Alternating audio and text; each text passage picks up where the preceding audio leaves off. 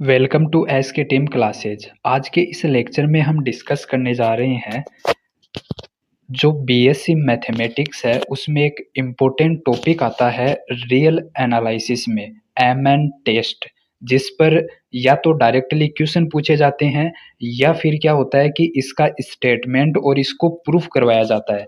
ये कई बार इसका स्टेटमेंट और प्रूफ एग्जाम में डायरेक्टली आ चुका है और इस पर बेस्ड जो क्वेश्चन है वो तो अक्सर आपको देखने को मिलेंगे ही मिलेंगे। तो बीएससी सेकेंड ईयर के लिए ये टॉपिक रहता है इम्पोर्टेंट, जिस पर हम आज ये डिस्कस करने जा रहे हैं। तो स्टार्ट करते हैं हम। बहुत ही शानदार तरीके से यहाँ पर हम डिस्कस करेंगे। तो यहाँ पर मैं आपको क्लियर कर दूं पहले कि जो एमएन टेस्ट है, जो एमएन परीक्षण है, वो दो तरीके से डिफाइन किया जाता है। पहला है कि फलनों के अनुक्रम के लिए और दूसरा होता है फलनों की श्रेणी के लिए। दोनों में प्रोसेस है वो लगभग सेम सी होती है, बट डिफरेंस क्या होता है उसमें, जैसे इसमें आपके सामने क्या होगा, इसमें आपके सामने होगा एक अनुक्रम, एक सीक्वेंस होगा, ठीक है। बट जो आपकी श्रेणी चलेगी, सीरीज चलेगी, वहां पर सीरीज को फॉलो किया जाएगा, ठीक है। तो किस प्रकार से हम इनको जो डिफरेंस है इनमें वो क्रिएट कर पाएंगे, तो वो चीज़ आप यहाँ पर देख सकते हो। अभी बहुत ही शानदार तरीके से यहाँ पर इनको समझने का प्रयास करेंगे हम, और बहुत ही मतलब मैंने यहाँ पर इनको अच्छे से अरेंज किया है ताकि आप एग्जाम में इनको लिखो, ठीक है। तो आपको ज़्यादा कन्फ्यूजन उनमें क्रिएट नहीं हो, क्योंकि जो बुक लैंग्वेज होती है वो कन्फ्यूजन क्रिएट करती है, उनको समझने में टाइम लगता है। बट ये ऐसी यहाँ पर चीज़ें आपको व्यवस्थित करके दी गई हैं कि ताकि आप इनको एग्जाम टाइम पर पढ़ो तो ये आपके माइंड में सेट हो सके, ठीक है। तो हम यहाँ पर डिस्कस करने जा रहे हैं फलनों के अनुक्रम, फलनों के अनुक्रम के एक समान अभिसरण। एक समान अभिसरण का मतलब है यूनिफॉर्म कन्वर्जेंट के लिए एमएन टेस्ट। पहले मैं आपको क्लियर कर दूं कि जो एमएन टेस्ट है वो किस लिए किया जाता है, मतलब टेस्ट है वो किसी न किसी चीज की जांच के लिए किया जाता है, बिल्कुल किया जाता है। तो यहाँ पर हम क्या करेंगे, जो फलनों के अनुक्रम है वो यूनिफॉर्म कन्वर्जेंट है या नहीं है, इस बात का परीक्षण करने के लिए, इस बात का टेस्ट करने के लिए ये आपका प्रोसेस है वो अपनाया जाता है, जिसे एमएन टेस्ट कहा जाता है। तो पहले इसका देखते हैं हम स्टेटमेंट क्या कहता है, इसका स्टेटमेंट, इसका कथन। तो यहाँ पर इसके कथन को हम दो तरीके से डिवाइड करके चलेंगे। पहला, इसका जो पॉइंट हमने बनाया है वो आपके सामने है, माना किसी प्रांत पर ई पर परिभाषित वास्तविक मान फलनों का अनुक्रम आपके सामने ये है। तो इसका मतलब क्या हुआ, देखो एक और चीज आपको यहाँ पर क्लियर होंगी कि किसी प्रांत, अब आपके पास कोई भी फलनों का अनुक्रम होगा, कोई भी आपके पास फंक्शन ऑफ सीक्वेंस होगा, तो वहां पर उसकी जो वैल्यू है वो उसके डोमेन में मतलब बिलोंग करनी चाहिए। तो यहाँ पर हमने माना है कि डोमेन है वो ई है और उसमें ये डिफाइन है, जो आपकी ये सीक्वेंस है, जो आपका ये सीक्वेंस है एफ, और यहाँ पर इसके नीचे ऐसे एन लिखते हैं और ये फंक्शन है एक्स के टर्म में। तो ये जो आपका सीक्वेंस है ये इस फॉर्म में है, तो ये किस डोमेन में है, ये ई के डोमेन में है। तो बात करेंगे कि जो आपका सेट है, जो समुच्चय है, और ये जो आपका चैप्टर है या आपका जो टॉपिक है वो बिल्कुल रिलेटेड है 11th और 12th में जो आपकी चलती है सेट थ्योरी, ठीक है, उससे डायरेक्टली ये रिलेटेड करता है, और जो आपका लिमिट वाला चैप्टर है वहां से, ठीक है, क्योंकि यहाँ पर लिमिट हमें प्रोसीड करनी होती है, और साथ में आपका जो डिफरेंशियल और जो आपका इंटीग्रेशन है, अवकलन और समाकलन है, वो भी यहाँ पर यूज होते हैं, तो उनसे डायरेक्टली ये रिलेटेड है, ठीक है। तो समुच्चय ई पर फलन, जो आपका फलन एफ एक्स है, को पॉइंट वाइज कन्वर्जेंट दर्शाता है। देखो जो कन्वर्जेंस है, जो कन्वर्जेंस है जिन्हें हिंदी में बोला जाता है अभिसरण, ठीक है, ये दो टाइप के होते हैं, तो पॉइंट वाइज होता है और एक यूनिफॉर्म होता है, ठीक है। मेनली दो टाइप के होते हैं और एक टाइप और भी पढ़ा जाता है इसमें, ऑसिलेशन वाला, ठीक है। मेनली दो होते हैं ये। तो इनमें क्या होता है कि किस प्रकार से यहाँ पर पॉइंट वाइज जो कन्वर्जेंस है, अब इसके ज़्यादा बेसिक में जाएंगे तो फिर लॉन्ग चला जाएगा ये, तो हम इनको बहुत ही शानदार तरीके से, ऐसा नहीं कि अब आपको पॉइंट वाइज कन्वर्जेंस भी नहीं पता हो तो वो इस स्टेप से क्लियर हो जाएगा, ज़्यादा आपको याद रखने की आवश्यकता नहीं है यहाँ पर। तो आप पॉइंट वाइज कन्वर्जेंस के लिए कंडीशन क्या फॉलो होगी यहाँ पर, कि लिमिट है वो n चेंज टू होगी इन्फिनिटी के लिए, और एफ एन एक्स है उसकी वैल्यू आएगी एफ एक्स के बराबर, और जो एक्स है, जो एक्स है वो बिलोंग करेगा ई में, और ई क्या है, वो सेट है जिसका डोमेन यहाँ पर हम बात कर रहे हैं जिसकी। और ये जो आपको सिंबल दिख रहा है इसका मतलब होता है फॉर ऑल एक्स की जो भी वैल्यू आएंगी वो बिलोंग करेंगी उसके डोमेन में। ठीक है, जो भी आप एक्स की वैल्यू यहाँ पर पुट करोगे वो उसके डोमेन में होनी चाहिए। ठीक है, तो ये यहाँ से क्लियर हो गया। अब नेक्स्ट स्टेप पर चलें तो बात आता है कि इसका जो सेकंड हमने यहाँ पर डिवाइड किया है, इसका जो स्टेटमेंट है, ये तो वो तो फर्स्ट हो गया। अब सेकंड में आपको क्या करना है, देखो इन दोनों सेकंड, फर्स्ट और सेकंड को मिलाकर इसका स्टेटमेंट बनता है। ठीक है, तो सेकंड क्या कहता है कि माना आपके पास एम एन, ये एम एन क्या होती है, ये एक पॉजिटिव, एक धनात्मक संख्याओं का अनुक्रम लिया जाता है। क्या लिया जाता है, धनात्मक संख्याओं का अनुक्रम लिया जाता है जिसे एम एन से व्यक्त किया जाता है। वहां पर हमने जो सीक्वेंस लिया उनको हमने एफ एन, और वो एक्स की टर्म में आ रहा था तो उसको एफ एन एक्स से डिनोट किया। यहाँ पर एम एन लिया, क्यों क्यों लिया, एक्स का टर्म क्यों नहीं लिया, क्योंकि यहाँ पर इसकी वैल्यू कांस्टेंट है, ये एक कांस्टेंट है इसलिए नहीं लिया। तो ये सुप्रीमम, इसकी जो मैक्सिमम वैल्यू आपको फाइंड करनी होती है, उच्चक जिसे बोला जाता है, वो आपके सामने ये आती है कि एफ एम, ठीक है, एक्स माइनस एफ एक्स, और इसका लगा होता है मोड, यानी पॉजिटिव वैल्यू आपको ली जाती है। और एक्स बिलोंग करता है किससे, आपका जो सेट है, आपका जिस डोमेन से बिलोंग कर रहा है उससे। ठीक है, तो जो एफ एन एक्स है, जो आपका फलनों का अनुक्रम है, वो एक समान अभिसरित यानी यूनिफॉर्म कन्वर्जेंस कहलाता है या होता है यदि धनात्मक संख्याओं का अनुक्रम जो एम एन है वो शून्य को अभिसारित करता है। शून्य को अभिसारित करने का मतलब क्या है कि जो एम एन है, इसकी जब आप लिमिट पुट करते हो तो इसकी वैल्यू है वो किसकी ओर अग्रसर हो रही है, जीरो की ओर अग्रसर हो रही है, वो शून्य की ओर। कन्वर्ज का मतलब यही होता है कि एक टाइम पर वैल्यू जाकर, जैसे आपके पास एक, फिर 1/2, फिर 1/3, फिर 1/4, तो यहाँ पर देख रहे हो ना आप वैल्यू घट रही है, और वो धीरे धीरे घटती घटती एक टाइम पर क्या हो जाएगी, जीरो के करीब पहुंच जाएगी, जीरो हो जाएगी।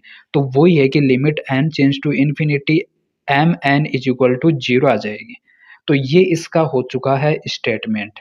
अब बोलेंगे कि इसको प्रूफ कैसे करें। देखो स्टेटमेंट कोई खास नहीं है ना, अभी आपने पहले में क्या किया कि जो एफ एन है, एफ एन एक्स है, जो फलनों का अनुक्रम है उसका स्टेट, वो मतलब चीज उनके बारे में बताई कि ये क्या है। दूसरे में आपने क्या बताया कि जो आपने दूसरी फलनों का जो अनुक्रम लिया धनात्मक संख्याओं के लिए वो क्या है उसको बताया। एक दो लाइन यहाँ पर लिखी और डायरेक्ट ये वैल्यू आपने लिख दी, और इधर भी क्या की, दो लाइन आपने बनाई और डायरेक्ट ये वैल्यू लिख दी। ठीक है, तो ये स्टेटमेंट कंप्लीट हो गया, स्टेटमेंट के नंबर आपके पक्के। क्लियर है। अब आता है इसका प्रूफ कि इसको हम सिद्ध कैसे करेंगे। ठीक है, तो सिद्ध करने के लिए क्या होता है कि आपको पता होगा मैथमेटिक्स में नॉर्मली हम वहां पर लेट मतलब मानते हैं चीजों को कि ये चीज ऐसे थी, फिर ये ऐसे हो गई, देन ये इस प्रकार से सिद्ध हो जाता है। तो पहले चीजों को मानकर चला जाता है, तो उसी प्रकार से ये होगा कि माना अनुक्रम। अब ये जो यहाँ पर चीज लिखी है ये कोई नई नहीं लिखी है, ये उसके स्टेटमेंट से उठाई है कि माना अनुक्रम एफ एन सेट ई पर एफ एक्स को एक समान अभिसरित करता है। पहले हम लिखेंगे कि वो यूनिफॉर्मली कन्वर्जेंस है, माना कि वो यूनिफॉर्मली कन्वर्जेंस है, लेकिन क्यों है तो वो हम यहाँ पर सिद्ध कर देंगे अभी। तो है तो प्रत्येक जो एप्सिलॉन ग्रेटर देन जीरो होगा। अब एप्सिलॉन कहाँ से आ गया यहाँ, तो एप्सिलॉन है वो यहाँ पर लिया जाता है जो आपका कोशी प्रिंसिपल आता है उससे, क्योंकि ये जो आपका इसका प्रूफ सिद्ध होता है ना वो कोशी प्रिंसिपल से ही होता है। ठीक है, तो एप्सिलॉन है ये, इसकी वैल्यू हमेशा जीरो से बड़ी आएगी। उस कंडीशन में क्या होगा, ये जो आपका ये सिंबल है इसका मतलब होता है कि इसमें से मतलब देयर एग्जिस्ट, यानी n node epsilon belong to n का मतलब है, यानी इसका मतलब आप क्या बोलोगे कि कोई ना कोई इसकी वैल्यू वो एन से बिलोंग करेगी, कोई ना कोई एक एलिमेंट ऐसा मौजूद होगा जो एन से बिलोंग करेगा, यानी ये एग्जिस्ट कर रहा है किसमें, एन में। क्लियर है। तो एन है वो क्या है, एन है वो हमेशा एन नोड से क्या होगा, बराबर या फिर उससे बड़ा होगा। तो ये एन नोड की वैल्यू वो कंडीशन हो गई। ठीक है, और एन ये क्या है, ये वो फंक्शन के लिए है। ठीक है, तो ईच एक्स बिलोंग टू ई, ये तो कंडीशन इंपॉर्टेंट है, आपको हर जगह लिखनी होती है ये तो। ठीक है, एम एन, अब जो आपने सुप्रीमम फाइंड किया है वो आपके सामने आएगा। तो वो कैसे आएगा? इस कंडीशन से आएगा। ये कंडीशन कौन सी है? ये आपकी कोसी प्रिंसिपल से आती है। तो f n x minus f x जो फलन है और जो फलनों का सीक्वेंस है, ठीक है, इन दोनों का मोड लेना है और ये वैल्यू आएगी, ये एप्सिलॉन से कम आनी चाहिए। तो उस कंडीशन में ये जो आपका फंक्शन आ रहा है वो क्या होगा? यूनिफॉर्म कन्वर्जेंस को शो करेगा।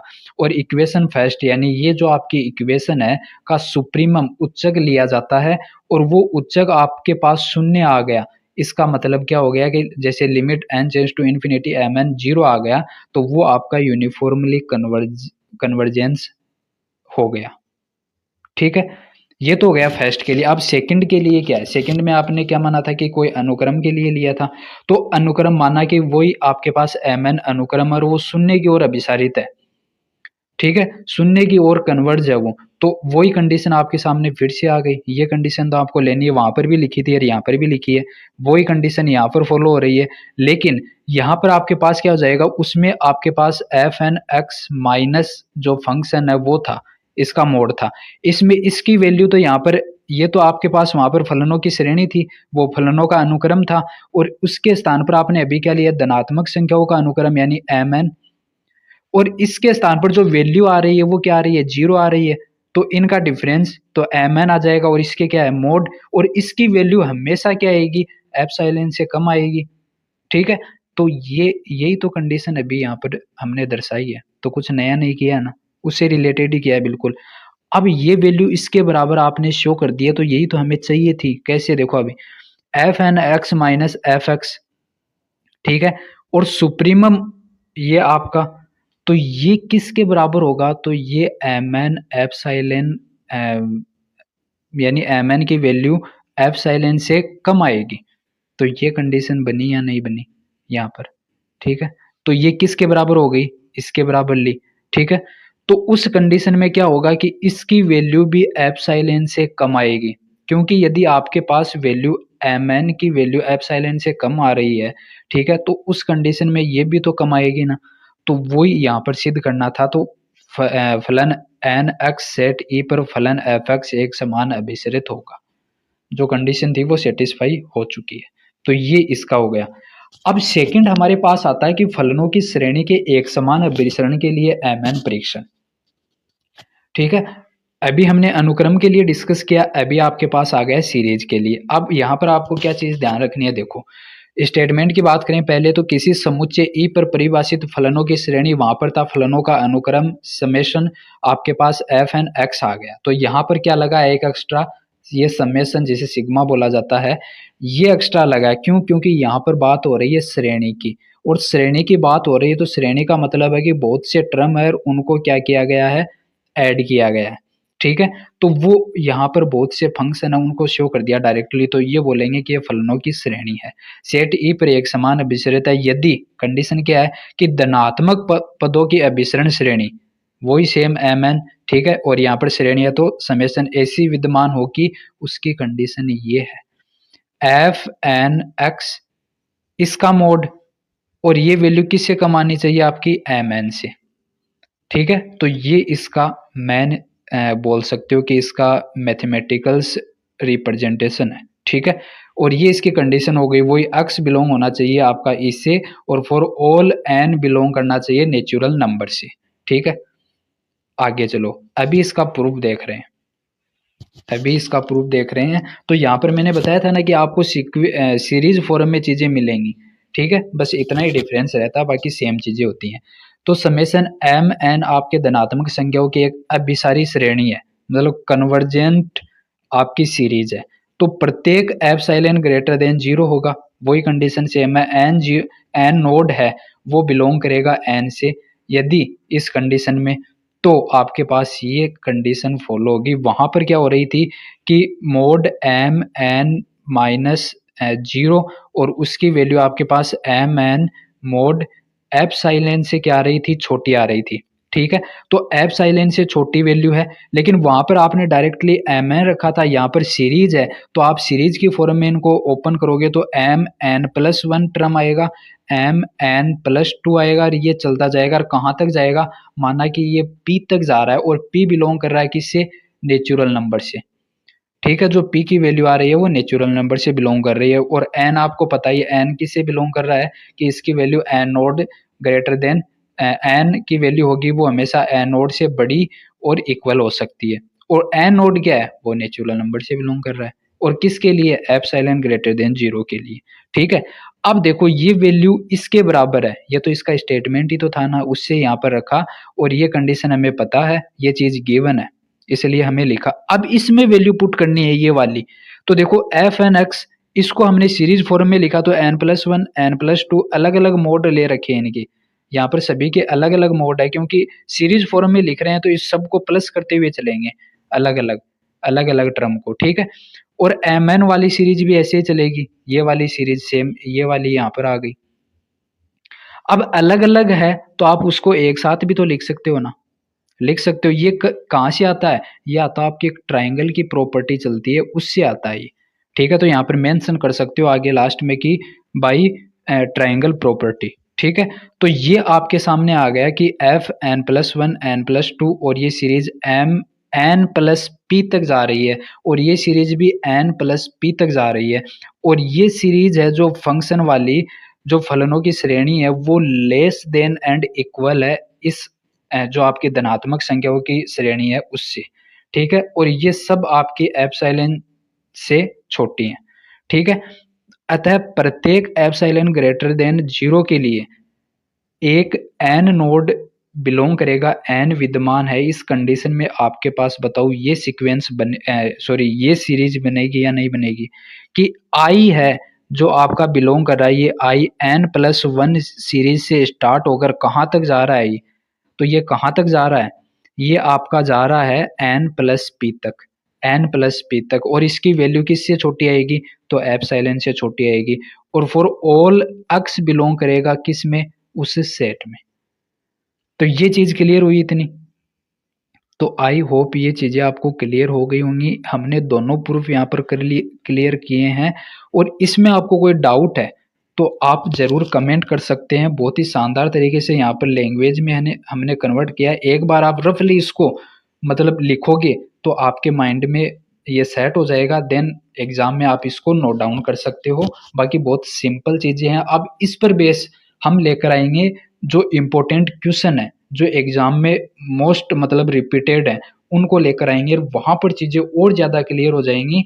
तो ये स्टेटमेंट और इसका प्रूफ यदि आपको अच्छे से आ रहा है ना, तो उनमें आपको बहुत हेल्प मिलेगी करने में, क्योंकि इसी प्रोसेस से वो क्वेश्चन सोल्व होंगे। ठीक है, तो चीजें आपको क्लियर हुई होंगी। ठीक है, अपना फीडबैक जरूर दीजिएगा, कमेंट कीजिएगा किस प्रकार से क्या चीजें हैं, और कोई भी टॉपिक आपको नया चाहिए जिस पर आपको डाउट ज्यादा आ रहे हैं तो उनको बहुत ही इजी लैंग्वेज में हम कन्वर्ट करके फिर आपको समझाने का प्रयास करेंगे। रिलेवेंट चीज़ों के साथ में ये चीज़ें हम करने का प्रयास करेंगे। ठीक है, थैंक्स फॉर वॉचिंग।